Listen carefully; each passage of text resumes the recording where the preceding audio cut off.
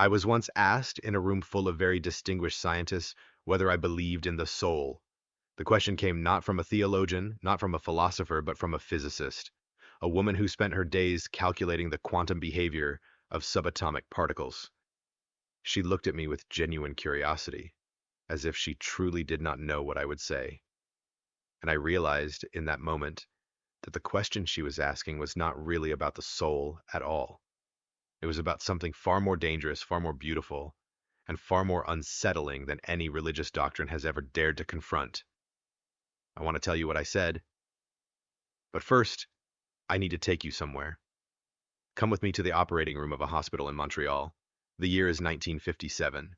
A neurosurgeon named Wilder Penfield is performing brain surgery on a conscious patient. The patient's skull is open, her brain is exposed, and Penfield is touching it with a small electrode. When he touches one region, the woman suddenly hears music, a song she has not heard since childhood. She can hear every note, every instrument. When he moves the electrode a fraction of an inch, the music stops. He touches another spot, and she laughs. Another, and she feels a wave of sadness so profound she begins to cry. Another, and she smells her grandmother's kitchen. Bread baking? A specific bread on a specific afternoon, decades ago. Penfield spent 20 years mapping the human brain this way. And at the end of his career, he wrote something extraordinary. He said that everything he had found, every memory, every emotion, every sensation, could be triggered by stimulating the physical brain. Everything. And yet, he admitted he could not find the thing that decides where to point the electrode. He could not find the self, the one who experiences, the one who is aware that it is aware. This is where the question of the soul begins. Not in churches, not in scriptures, but in the gap between what the brain does and what it is like to be you. And that gap, I must tell you, is one of the deepest mysteries in all of science. Deeper than the origin of the universe, deeper perhaps than the nature of time itself. Because at least with the Big Bang, we have equations, we have predictions, we have the cosmic microwave background radiation, that ancient whisper of creation that we can actually detect with our instruments. But with consciousness, with the raw, private, interior experience of being a sentient creature, we have almost nothing. We have correlations. We know that when certain neurons fire, you see the color red, but we have no idea, none whatsoever, why the firing of neurons should produce any experience at all, why there is something it is like to see red rather than nothing, why the universe bothered to wake up. That question has a name. The philosopher David Chalmers calls it the hard problem of consciousness. And it is hard not because we lack data, but because we lack even the beginning of a framework for an answer. We are in the position of a medieval scholar trying to understand lightning, not because he lacks instruments, but because he does not yet have the concept of electricity. The very vocabulary we need may not yet exist. So when someone asks me if there is a soul, I must first ask, what do you mean by that word? If you mean an immaterial substance, separate from the body that survives death and carries your identity into some other realm, then I must be honest. There's no evidence for that. None. And I have looked. I have wanted there to be evidence. When my parents died, I wanted desperately to believe that they continued in some form, that the patterns of thought and love and memory that constituted who they were had not simply been extinguished like a candle in a vast, indifferent wind. I wanted that with every fiber of my being. But wanting something to be true is not the same as it being true. And the universe is under no obligation to make sense to us, much less to comfort us.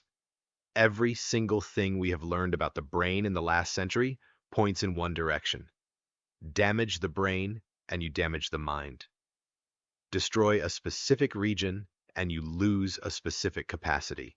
Broca's area is destroyed, and you can no longer produce speech, though you can still understand it. The hippocampus is damaged, and you can no longer form new memories, though old ones may remain. The prefrontal cortex deteriorates, and your personality changes. You become someone else. Your family looks at you and sees a stranger wearing your face. If the soul is the thing that makes you you, your memories, your personality, your capacity for love, your sense of humor, your moral convictions, then all of those things are demonstrably dependent on the physical structure of the brain. Alter the structure, and you alter the soul. This is not philosophy, this is neurology. This is what happens every day in hospitals around the world. And yet, there is something that nags, something that refuses to be dismissed. I want to tell you about a conversation I had late one night at Cornell. It was winter. Snow was falling outside my office window, and a graduate student, brilliant, skeptical, the kind of mind that takes nothing on faith, sat across from me and said something I have never forgotten. She said, "Professor Sagan, I can accept that my brain produces my thoughts the way my stomach produces digestion, but digestion is not about anything. My thoughts are about things. They refer to the world. They have meaning. How does meat have meaning? How does meat have meaning?" I have turned that question over in my mind for years because she was pointing at something real, something that no amount of neuroscience has yet explained. Consider this. I can open your skull and look at your brain. I can scan it with magnetic resonance imaging. I can map every neuron, every synapse, every electrochemical signal, and I will see a 3-pound organ made of water, fat, and protein, running on about 20 watts of electricity, less than a dim light bulb. I will see billions of neurons connected by trillions of synapses, forming networks of staggering complexity. But I will not see your thoughts. I will not see your experience of the color blue, or the taste of coffee, or the feeling you get when you hear a piece of music that reminds you of someone you have lost. Those things are invisible to every instrument we possess. They exist only from the inside, only for you. This is what philosophers call the first-person perspective. And it is the one thing in the universe that science, as currently constructed, cannot reach. Because science operates in the third person. It describes what can be observed, measured, quantified, and replicated by anyone. But your experience of being you is, by definition, accessible only to you. It is the most certain thing in your life, more certain than any scientific fact, more certain than the existence of the external world, and it is completely invisible to science. Does this mean there is a soul? No, not necessarily, but it means that anyone who tells you the question is settled, that we have fully explained consciousness, that the mystery is solved, that there is nothing left to wonder about, is not being scientific. They are being ideological. An ideology, whether religious or materialist, is the enemy of discovery. I have spent my life arguing against superstition, against pseudoscience, against the lazy comfort of believing things without evidence. And I stand by every word of that. But intellectual honesty requires something else too. It requires the courage to say, I do not know. And on the question of consciousness, on the question of why there is something it is like to be you, I do not know. No one does. And that, I think, is where the real wonder begins. Let me take you somewhere else now. Let me take you to the edge of the observable universe. The light we see from the most distant galaxies has been traveling for over 13 billion years. When that light began its journey, the Earth did not exist. The sun did not exist.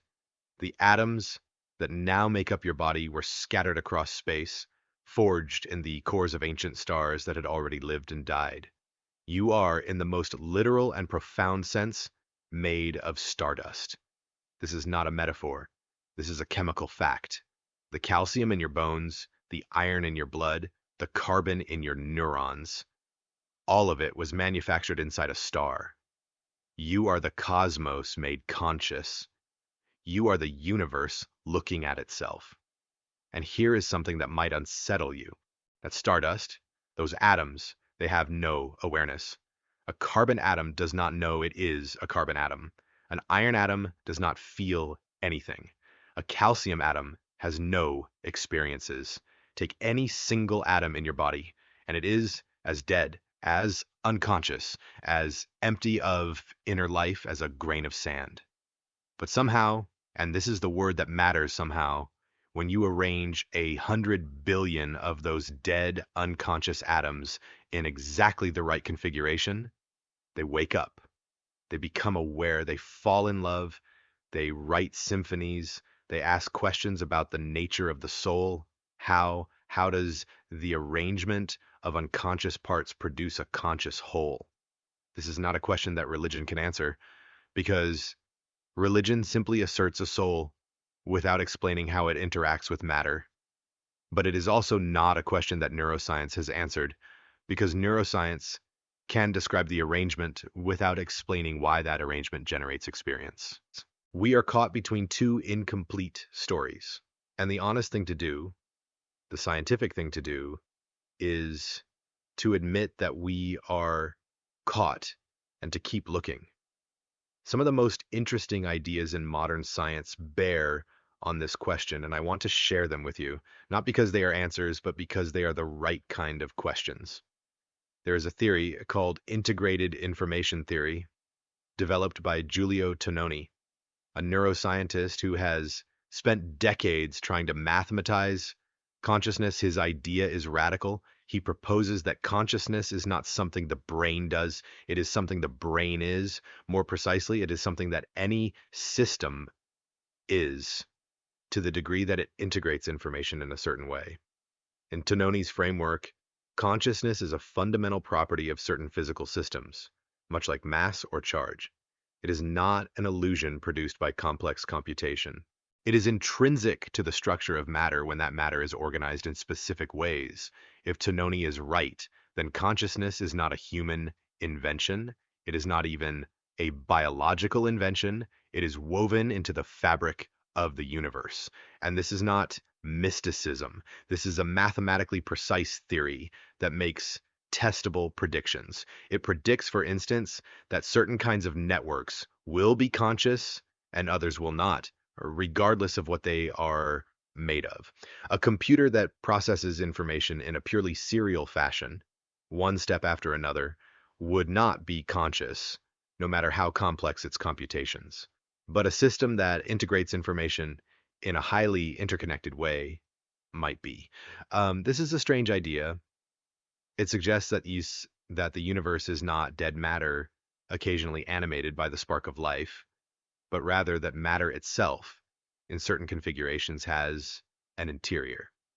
That awareness is not an accident, that it is not some bizarre evolutionary byproduct like the appendix, that it is instead a feature of reality as fundamental as gravity. I am not saying this is true. I'm saying it is interesting, and I'm saying it is science, not religion, that is exploring this territory. There's another idea, older and more controversial, that I want to mention. It is called panpsychism, the notion that consciousness in some rudimentary form exists everywhere in nature, that electrons have a flicker of experience, that photons have something, not thought, not feeling as we understand it, but some infinitesimal interior state that we cannot detect from the outside. This idea has been held by serious thinkers for centuries. Spinoza flirted with it. William James took it seriously. And today, philosophers like Thomas Nagel and Philip Goff argue that it may be the most parsimonious solution to the hard problem. I mention this not to endorse it, but to show you how far the question of the soul takes us when we pursue it honestly. It takes us to the very foundations of physics, to the question of what matter is. Because here's the secret that physics does not often advertise. Physics tells us what matter does. It tells us how matter behaves, how it interacts, how it moves, but it does not tell us what matter is. It describes the structure, not the substance, the equations, not the essence. And into that gap, into the space between the equations and the thing the equations describe, the question of consciousness fits perfectly. This brings me back to that room. That question, that physicist looking at me with those searching eyes, What I said to her, and what I want to say to you now, is this. The word soul carries an enormous amount of historical and cultural baggage. It has been used to justify the divine right of kings, to argue that animals are mere machines incapable of suffering, to defend the idea that some races have souls and others do not. The concept of the soul has been weaponized throughout human history, used to elevate some and diminish others. And for that reason, I am deeply suspicious of the word. But the experience the word points to, the experience of being a conscious, aware feeling creature in a universe that is mostly vacuum and radiation and cold, dead rock, that experience is real. It is the most real thing any of us will ever encounter. And to dismiss it, to wave it away as just neurons firing, is to commit a kind of intellectual fraud. Because the neurons firing is the easy part. We can describe that. What we cannot describe is why it feels like something, why there is an inside to the process, why the lights are on. I sometimes think about this when I look at the Voyager spacecraft. I spent years of my life working on those missions, helping to design the golden records that we attach to each spacecraft. Those small, golden discs containing sounds and images from Earth, sent outward into the interstellar void as a message in a bottle cast into the cosmic ocean. Voyager 1 is now more than 14 billion miles from Earth. It has left the solar system. It is in interstellar space, drifting between the stars, carrying our music, our voices, our greetings in 55 languages, our images of children and sunsets and DNA. And when I think about Voyager, I am struck by something. That spacecraft is made of atoms, metal and silicon and gold. It is a physical object, subject to the laws of physics, moving through space at a speed we can calculate precisely. There is nothing mysterious about it, nothing supernatural, nothing that requires a soul to explain. And yet, Voyager carries meaning. It carries the hope and loneliness and ambition of an entire species. It carries the sound of a mother's first words to her newborn child. It carries Chuck Berry and Beethoven and Blind Willie Johnson singing Dark Was the Night. It carries the intention of beings who wanted desperately to be known, to reach out across the unimaginable distances of space and say, we were here, we existed, we mattered. How does metal carry meaning? How does gold encode hope? How does a physical object bear the weight of human longing? The answer, of course, is that it does not. Not intrinsically. The meaning is in us, in the minds that created the record, in the minds that might one day find it.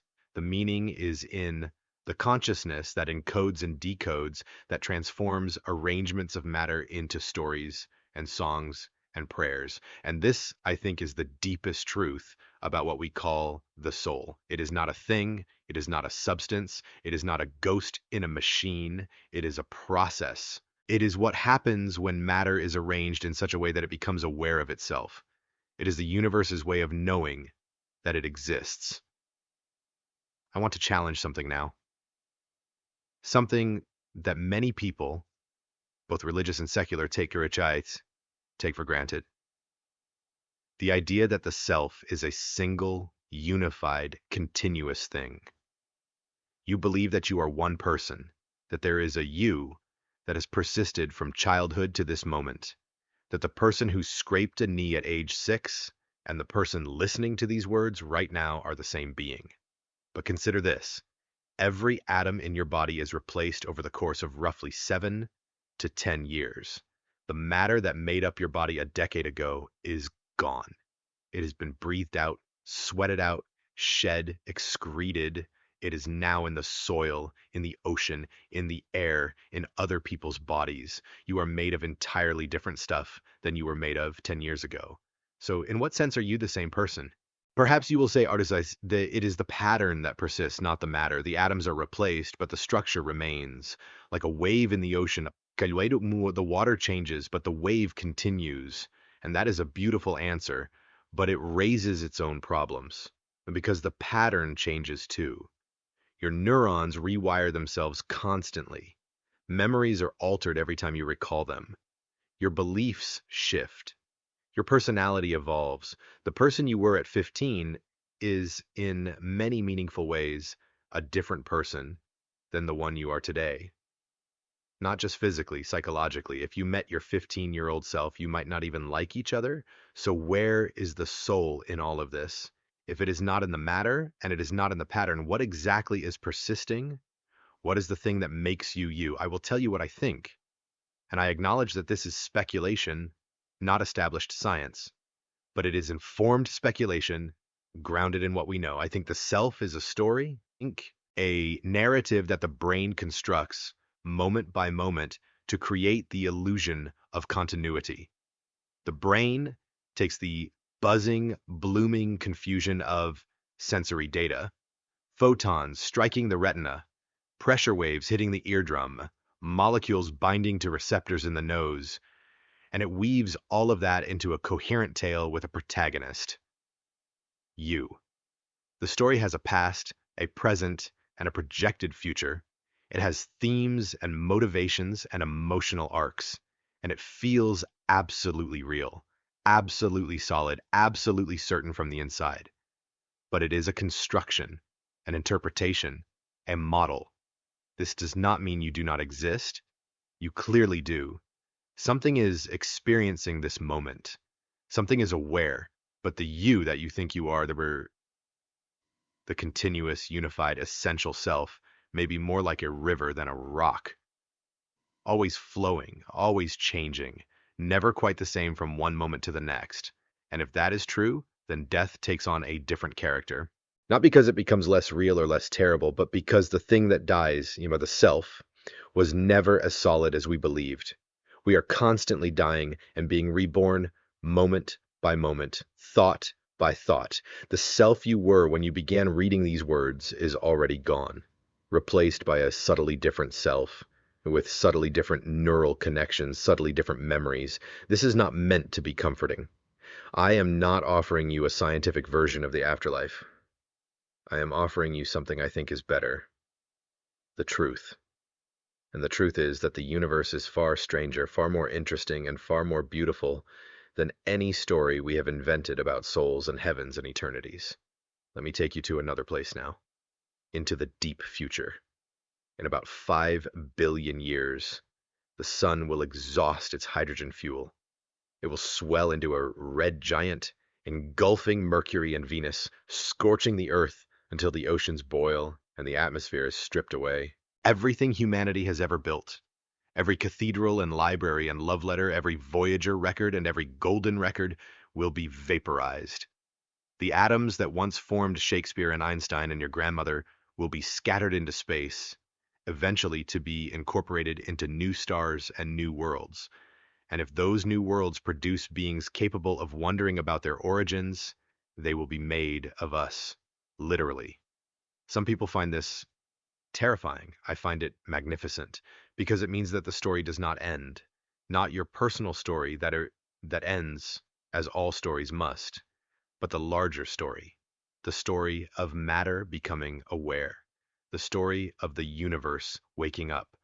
That story continues as long as there are configurations of matter complex enough to ask questions. And given the size and age of the universe, hundreds of billions of galaxies, each containing hundreds of billions of stars, many with planets, in a cosmos that will persist for trillions of years, the chances that we are the only chapter in that story seem vanishingly small. This is what I tried to convey in Contact. The idea that the universe is too vast, too old, too rich with possibility for us to be alone. And if we are not alone, if there are other minds out there, other ways of being conscious, other configurations of matter that have woken up, then the question of the soul expands beyond anything our ancestors could have imagined. It becomes not a question about the human soul, but about the nature of awareness itself, about what it means for the universe to know itself, about whether consciousness is a local accident or a cosmic inevitability. I lean toward inevitability. Not because I have proof, but because the logic seems compelling. The laws of physics appear to be the same everywhere. The chemistry of life, carbon-based, water-dependent, is common throughout the galaxy. the evolutionary pressures that produced intelligence on Earth, the need to predict, to model, to plan, would apply on any world where organisms compete for resources. If consciousness is a natural product of sufficient complexity, and if complexity is a natural product of evolution, and if evolution is a natural product of chemistry, and if chemistry is a natural product of physics, then consciousness is baked into the recipe. It was always going to happen, somewhere, perhaps everywhere. And that changes the question of the soul entirely, because it means consciousness is not a special gift bestowed upon humans by a personal deity. It is not a supernatural addendum to an otherwise mechanical universe. It is what matter does when it reaches a certain level of organization. It is as natural as gravity, as inevitable as starlight. Does that diminish it? Some people think so. They want the soul to be special, to be magical, to be something that elevates humans above the rest of nature. And I understand that desire.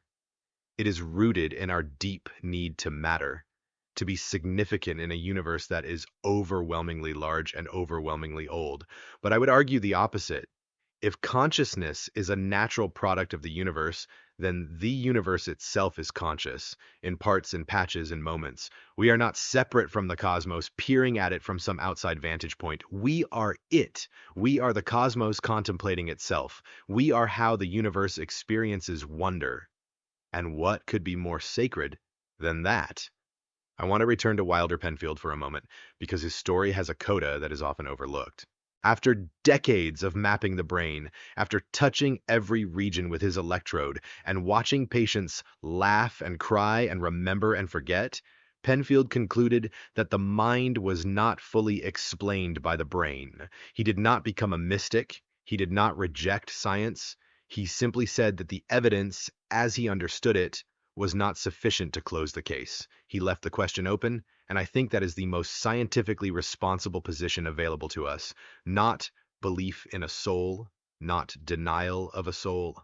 Openness, a willingness to follow the evidence wherever it leads, even if it leads somewhere uncomfortable, even if it leads to the conclusion that the universe is stranger than we thought, even if it challenges our most cherished assumptions, whether those assumptions are religious or materialist. I have been accused throughout my career of being hostile to religion, and I suppose in some ways that accusation has merit. I have argued strenuously against creationism, against astrology, against faith healing and channeling and all the myriad ways in which people deceive themselves and each other, but I have never argued against wonder.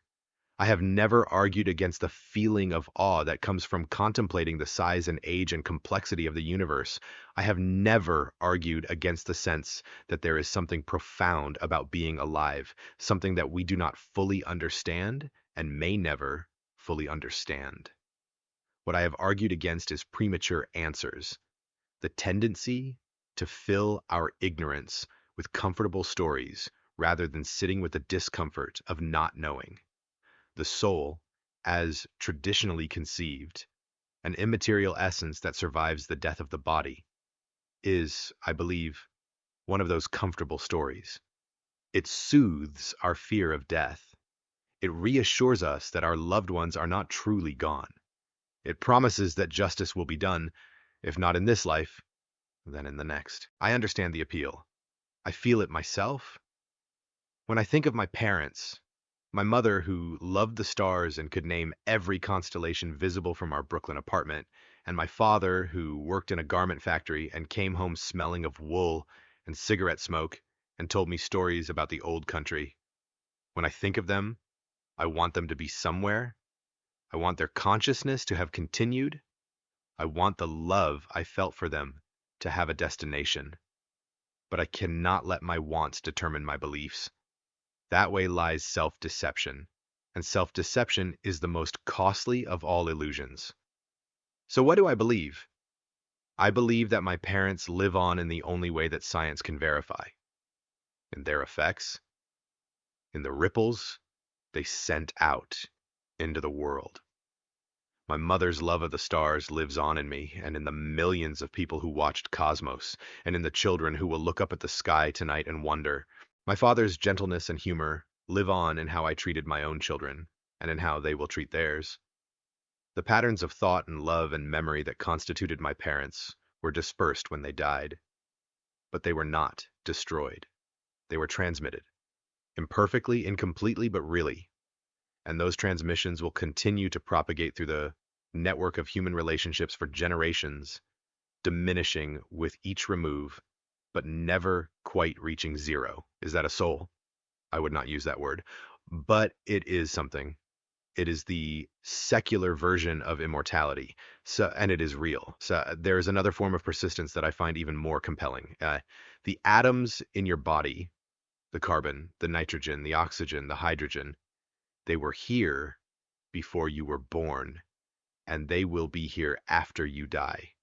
They will go on to become part of other things, other people, other animals, other plants, other worlds. The nitrogen in your DNA today may have been part of a dinosaur 100 million years ago. It may have been part of a leaf, a drop of rain, a cloud, a river, a mountain. And in a billion years, it may be part of a creature on a world orbiting a distant star. A creature that looks up at its own sky and wonders about its own soul. You are not separate from the universe. You are a temporary arrangement of the universe, a eddy in the river of matter and energy that has been flowing since the Big Bang. You are a pattern. And patterns, unlike substances, can be copied, can be transmitted, can evolve, can merge, can give rise to new patterns that could not have existed before. This is not a diminishment. This is the most extraordinary thing I know. Let me tell you about a moment that crystallized all of this for me. It was 1990. Voyager 1 was about 4 billion miles from Earth. I had persuaded NASA to turn the spacecraft's camera around and take one last photograph of Earth before the camera was shut down forever to conserve power. They did.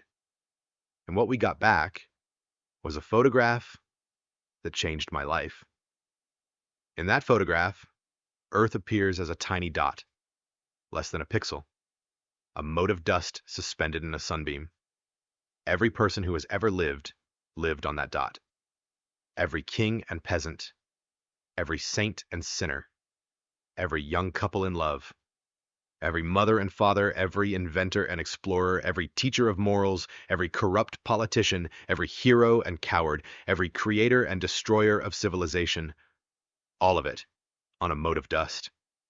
I looked at that photograph and I thought about souls, about the billions of souls that every religion claims to be tracking, judging, sorting, saving, damning. And I thought, if there are souls, they're all on that dot. All of them. Crowded together on a tiny stage in a vast cosmic arena. And the universe does not seem to care. The universe does not seem to notice. The universe goes on expanding, cooling, evolving, indifferent to our hopes and fears and prayers. And in that moment, I did not feel despair. I felt love, an overwhelming love for that tiny, fragile, improbable world, for the sheer audacity of matter arranging itself into beings that can look at a photograph of their home from 4 billion miles away and feel something, that can take a mote of dust and find it beautiful, that can look into the void and refuse to be diminished by it. That to me is the soul, not a supernatural substance, not an immortal essence, but the capacity of matter to care, to wonder, to love, to look at the stars and ask why. And if you tell me that this is not enough, that you need your soul to survive death, that you need the promise of eternity, that you need more than the brief, brilliant, heartbreaking flash of awareness that is a human life, then I will say this. Look at what you have been given, what you have. Look at what the universe has done with a few 100 billion neurons in a few decades of time. You can hear music, you can read poetry, you can remember your mother's face, you can imagine worlds that have never existed and futures that may yet come to be. You can love someone so deeply that their happiness becomes indistinguishable from your own. You can look at the night sky and feel the weight of 400 billion stars pressing against your consciousness, each one a sun, many with worlds, some perhaps with minds, all of them part of the same unfolding story that produced you. You have been granted the most remarkable thing in the known universe, awareness, the ability to experience, the capacity to know that you exist. Rocks cannot do this. Stars cannot do this. Galaxies cannot do this. But you can. A collection of atoms that were forged in a dying star 5 billion years ago can open its eyes on a summer morning and know that it is alive. And you want more? I say this not with contempt, but with amazement. Because the desire for more, the refusal to accept finitude, is itself one of the most extraordinary things about consciousness. It is the engine that drives science, art, philosophy, love. It is the reason we build telescopes and compose symphonies and write poems and send golden records into the interstellar void. The hunger for more is what makes us human. It is perhaps the closest thing to a soul that I can identify. This relentless, incandescent, unreasonable insistence that we matter, that our lives have meaning, that the universe owes us an explanation. It does not. The universe owes us nothing, but it has given us everything. I think about the last common ancestor of all life on Earth, some microscopic, simple, fragile organism that lived perhaps 4 billion years ago in a warm ocean on a young planet. That organism had no soul, by any definition. It had no brain, no nervous system, no consciousness. It was a bag of chemistry replicating in the darkness, and yet every living thing on Earth today is descended from that organism. Every bacterium, every tree, every insect, every whale, every human being. 4 billion years of unbroken continuity. 4 billion years of matter finding new ways to arrange itself, new ways to survive, new ways to interact with its environment. And at some point, we do not know exactly when or how, some of those arrangements became aware. The lights turned on. Was there a moment when the first glimmer of consciousness appeared? Was there a specific organism at a specific time that was the first to experience something, the first to feel? We do not know. It may have been gradual, a slow brightening like dawn, or it may have been sudden, a threshold crossed, a phase transition, like water turning to ice. We do not know, but I find it staggering to contemplate that the universe, through the blind mechanism of natural selection, through the random mutation of DNA, through the impersonal forces of chemistry and physics, produced beings capable of wonder, capable of asking whether they have souls, capable of being moved to tears by a sunset or a sonata or the face of their sleeping child. Natural selection did not intend this. There is no intention in natural selection. There is no foresight, no plan, no purpose. There is only survival and reproduction, generation after generation for billions of years. And somehow, out of that mindless process, emerged minds. Minds that can contemplate the process that produced them, minds that can understand evolution, and through that understanding transcend it. Because we are the first species in the history of life on Earth that can direct its own evolution, that can choose its future, that can decide what kind of beings we want to become. If that is not enough of a soul for you, I do not know what would be. There is a concept in information theory that I find deeply relevant to this question. It is the idea of emergence. Emergence occurs when a system exhibits properties that none of its individual components possess. Water is wet, but no individual water molecule is wet. A neuron is not conscious, but 100 billion neurons connected in the right way are. Emergence is how the universe creates novelty. It is how simple rules give rise to complex behavior. It is how dead matter becomes alive and unconscious processes become conscious. The soul, if we want to use that word, is an emergent property. It is what happens when matter reaches a sufficient degree of organized complexity. It is not added from outside. It is not injected by a divine hand. It arises from within, from the interactions, from the relationships, from the pattern. And here is what I find most beautiful about this view. If the soul is emergent, then it is not separate from the body. It is not trapped in the body. It is the body doing what the body does when it reaches a certain level of complexity. Just as a symphony is not separate from the instruments that play it, it is the instruments playing in a specific way. So the soul is not separate from the brain. It is the brain organized in a specific way. When the orchestra stops playing, the symphony does not go somewhere else. It does not float up to some celestial concert hall. It simply ceases to be performed. And when the brain stops functioning, the soul, the emergent pattern of awareness and personality and memory and love, ceases to be generated. This is, I know, a hard truth, perhaps the hardest, and I will not pretend that I face it with equanimity. I do not want to die. I do not want the people I love to die. I do not want this astonishing, improbable, fleeting experience of consciousness to end.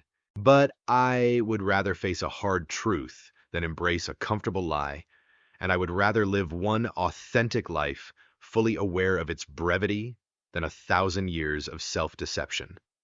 Because the brevity is part of what makes it precious. A sunset that lasted forever would not move us. A life that lasted forever would not be cherished.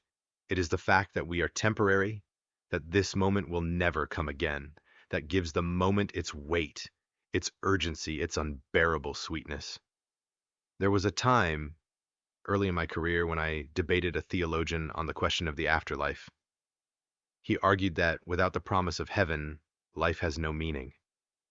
That if death is final, nothing matters. And I remember thinking, what a strange thing to believe, that the only thing giving your life meaning is the promise of more life, that the only thing making this moment valuable is the assurance that there will be other moments after it. It seems to me that the opposite is true, is this moment is valuable because it is finite. This breath matters because there will be a last breath. This conversation matters because we will not always be here to have it. The ancient Epicureans understood this. They argued that the fear of death is irrational because death is simply the absence of experience. Before you were born, you did not exist for billions of years, and it caused you no suffering. After you die, you will not exist for billions of years, and it will cause you no suffering. Death is not an experience. It is the end of experience. And the end of experience is not something to be feared because there will be no one there to fear it. I find this argument intellectually compelling, though emotionally inadequate, because it is not my own death that frightens me most. It is the death of the people I love. It is the knowledge that someday the last person who remembers me will die, and I will pass out of living memory altogether. And eventually, the last trace of my influence, the last ripple I sent out into the world, will dissipate into noise, and it will be as if I never existed. But then I remind myself, that is true of everything. The stars themselves are temporary. The galaxies will eventually dissipate. Even the protons that make up the atoms that make up the galaxies may eventually decay, given enough time. Nothing in the universe is permanent. Not matter, not energy, not space, not time as we understand it. Impermanence is not a flaw in the design, it is the design. And yet, here we are, temporary, mortal, fragile, and aware of our own impermanence, aware of the vastness that surrounds us, aware that we are small beyond reckoning and brief beyond measure. And despite all of that, because of all of that, capable of astonishment, capable of gratitude, capable of love. I want to tell you one more thing, and then I will answer the question. In 1994, I was diagnosed with myelodysplasia, a disease of the bone marrow. I underwent a bone marrow transplant. For a time, I was very ill.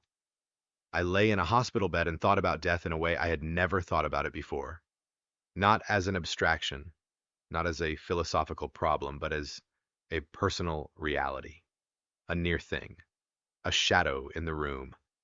And in those long nights, I did not pray. Not because I was brave, but because I could not.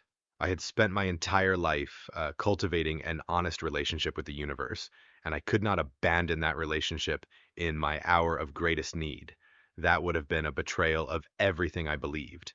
So instead of praying, I thought about the stars. I thought about the billions of years that preceded my existence and the billions that would follow. I thought about the cosmic perspective, the view from space, the pale blue dot, the fragile oasis of life in a vast and mostly barren universe. And I found to my surprise that the cosmic perspective did not make me feel small. It made me feel connected to the atoms in my body, to the stars that made them, to the ancient processes of chemistry and physics that produced life and awareness. I felt not separate from the universe, but part of it, an expression of it, a temporary but real manifestation of its capacity for awareness and wonder. And I thought, this is enough. This is more than enough. This is everything. So here's my answer to the question, is there a soul? There's no immortal essence that survives the death of the brain. There is no ghost in the machine, no divine spark injected into matter by a supernatural being. The evidence points overwhelmingly to the conclusion that consciousness is a product of the brain, and when the brain dies, consciousness ceases. But there is something. There is the fact that matter can become aware, that atoms can arrange themselves into beings that ask questions about their own nature, that a universe of blind forces and physical law can, over billions of years, produce creatures that love and wonder and grieve and hope. That is not nothing. That is the most extraordinary thing that has ever happened in the 14 billion year history of the cosmos. And the word we use for it, whether we call it consciousness or awareness or the soul, matters less than the reality it points to. You are the universe experiencing itself. You are how the cosmos knows it is here. And for a brief, shining moment, a moment measured in decades, not in eternities, you get to participate in the most remarkable phenomenon in all of existence, awareness. Use it well. Pay attention. Notice things. Be astonished. Fall in love with the world, knowing that you will have to leave it. Look at the stars and know that you are made of the same stuff. Hold someone's hand and know that the atoms in your fingers were forged in the same stellar furnace as the atoms in theirs. Listen to music and know that the vibrations in the air are being translated by your brain into something that no physical description can capture. Beauty. You do not have an immortal soul. You have something better. You have a mortal one. A soul that knows it is mortal. A soul that must choose what to do with its brief, unrepeatable, irreplaceable time.